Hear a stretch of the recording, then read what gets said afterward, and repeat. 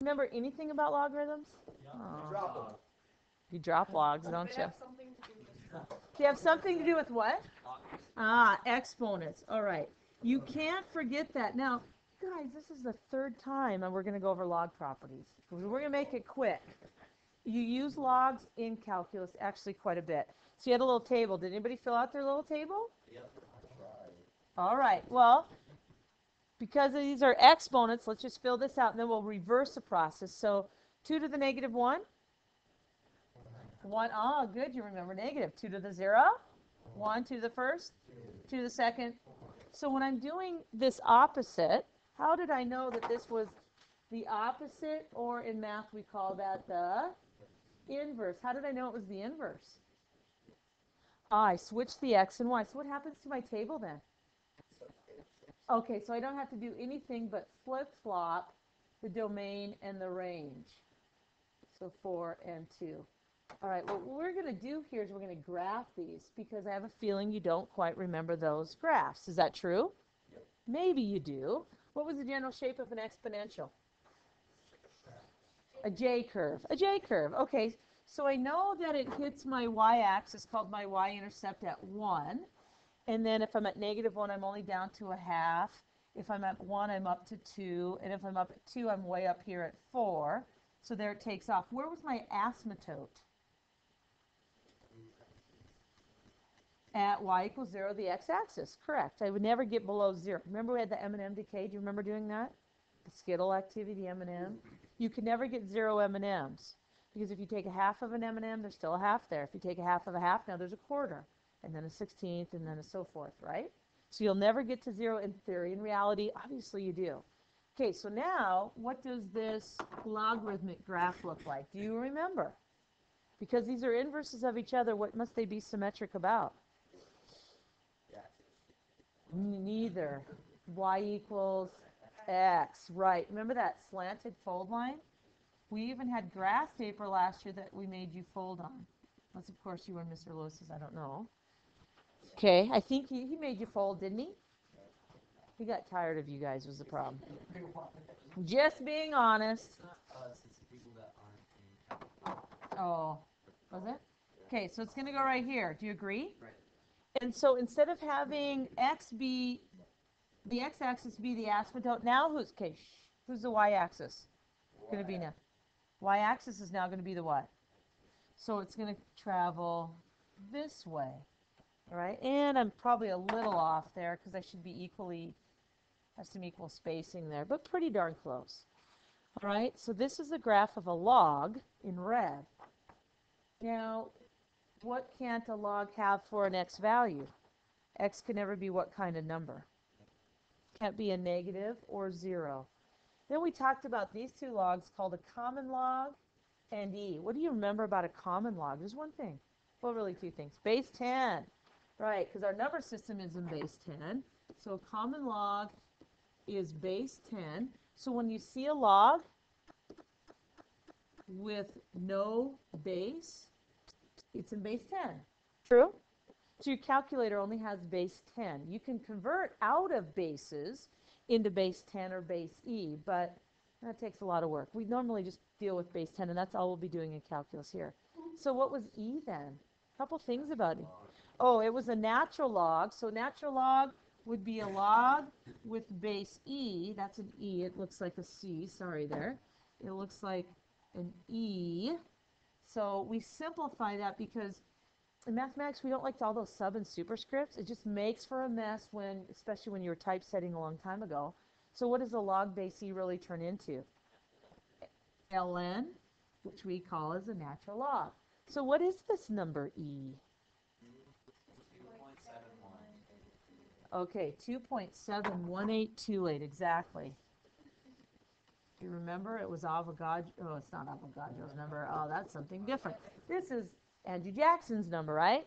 Second president. Nope, that's not right. Seventh president, 2 terms, and was elected in 1828. Just a trivial thing. So where does E come from? Well, it actually has to do with calculus. What do you notice about N here? 1, 2, 10,000, 10,000. Where's N headed? Oh, well, in calculus we say it's headed toward infinity. Okay, now let's go back and look at this formula that's on your page. It's important that you kind of know where it comes from, because it's just one of those things that always seems to pop up in a calculus class, so we might as well cover it. So when you see it again, you're like, oh, I kind of remember that. All right, so, gosh, I don't like what that looks like. Okay, this formula here, does anybody recognize it? It has to do with investment. What's the one for? What's the one for? Keeping all my money and adding it to some interest level. What was in? The number of what? Years. Compounds. Number of compounds. So this formula is missing a little bit. My rate would be 1 or 100%. You never get 100% of your doubled. You never get your money growing at 100% really, right? So it's just saying if you have this form, let's see what happens. I think we can do the first couple together. What's 1 divided by 1? So I'm making n be 1. What's 1 divided by 1? 1 plus 1 is 2 to the first 2. Okay, let's try it when n is squared. 1 over 2 is? Over 2 is a half. 1 plus a half? Or 3 halves? Raised to the power. So now it's starting to become a little bit difficult, isn't it? So, I was going to fall down. Oh, who's laughing at me? That wasn't even nice. Riley's like, I was. Okay, so what can I do with this? How can I do this? Do I want to keep like typing this formula in? Could I? Oh, I could put in my function here. So let's see. Parenthesis 1 plus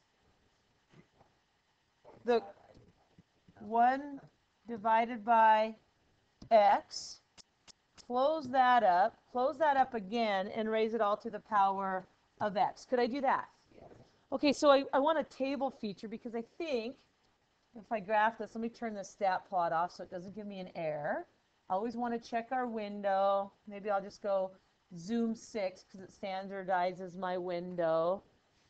And there it goes. And so I'm only worried about when n is what kind of number? Positive. Is it starting to level out here on the positive side? So I'm not even looking at that. I'm looking at this. So there's a table feature in here. So I'm going to go second table set. And I don't want it to start at 1. Well, maybe I want it to start at 1.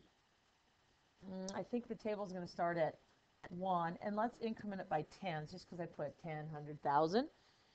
All right. Then if I go second table, look what I get if you haven't remembered this before. Do you see a table? There's just a bunch of ordered pairs off my graph. And what happens as I scroll down this? What's it looking like it's going toward? 2.718. Right. So if I go into my table set, I'm kind of getting tired by starting there. I want to start at 1,000. I want to see how close that is to this number. Ooh, what the heck? That was odd. I wonder why that did that. Second table. And it's even closer. And now it's rounding. Is this getting filmed so LaiLa can see this? Yes, it is. Would you like to say hello? Hi, LaiLa. Can she see the calculator? She can. Yeah, she sees everything that's on the screen. I was laughing that if she didn't see the calculator. She'd probably wonder what was going on. Okay, so there's where calculus comes in to form E. So if E is formed through calculus, it must be important in the topic, all right, in the subject. So let's go down and let's just remind ourselves of these logarithmic properties, and then we're good to go. Okay, so if I'm multiplying two logs together, meaning if a log is an exponent and I'm multiplying, what am I going to do with those exponents? I'm going to add them. So I've got notice I've kind of switched this out. So it must be that natural logs are what we're going to spend most of our time doing because we just formed E through calculus. We might do a few things with common, but most often we're going to natural log things. Why is So, it natural log for x? oh, because I probably have a typo. Should it have a base? No. Oh my goodness. Shoot. You know, initially I had log in there and I thought, well, we don't really do with log, so let's just make sure they understand ln, so it shouldn't have a base. Thanks. So it's going to be natural log of x. We're still connected. Natural log of x plus natural log of y. So we're adding exponents. I'm teaching this in math 3. You remember learning logs for the first time? Yeah. Give me a hint. What would help? They are just By skipping it. by skipping it. You can skip. It's not that bad, is it? Oh, is that bad? No, that was probably fine. Okay, division means subtraction because you subtract exponents when you divide. Do we need to go back over this? When I am dividing, I end up keeping my base and subtracting my exponents. So notice, my base was kept, natural log. So if I'm subtracting exponents, I'm going backwards. So I'm kind of showing you the exponent relationship and then merging them back together. My foreigners, do you know logs? Have you guys had logs before? No? Okay. So what happens to my p? Comes out front. P, natural log of x. So what is the natural log of 1? So ask yourself this. What is the exponent on e? That's what ln is really asking you or saying. What is the exponent on base e? By writing the word or the letters ln, that's what that can turn into if you want to make it a question. So what is the e to the 0 power is 1. That's something to know that we use often. And the last one that we use often is the natural log of e. So I'm saying, what is the exponent on e? Bless you, such that I get e. What is it? 1. Okay. So it looks like you have a few problems to do there. And all it is use your logarithmic properties. Because in calculus, we're going to go logging to differentiate. So now we're doing logarithmic differentiation. Doesn't that sound like fun? Oh.